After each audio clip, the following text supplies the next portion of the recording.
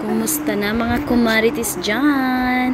Magdi-day off na naman ang inyong kumaritis. At syempre, pag day off, it's lamon time. Kaya sabayan nyo akong lumamon.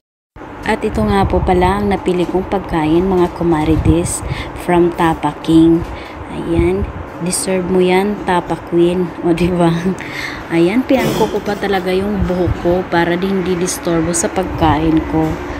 At syempre, thank you Lord for the blessing.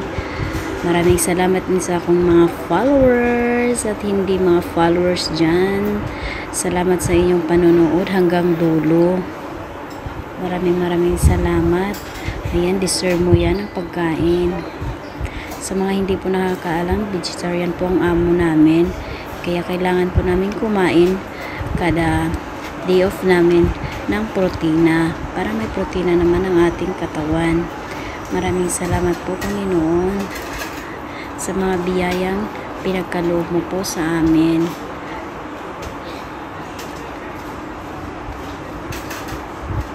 Kain ka lang po ng kain.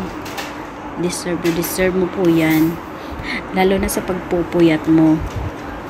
At syempre dahil busog na, sasayawan naman kayo ni Marites nyo. Ayan po, wala na, in-off ko na po ang music nyan para hindi po tayo makapiright ni Meta, para hindi po tayo pagalitan. Ayan po, maraming salamat.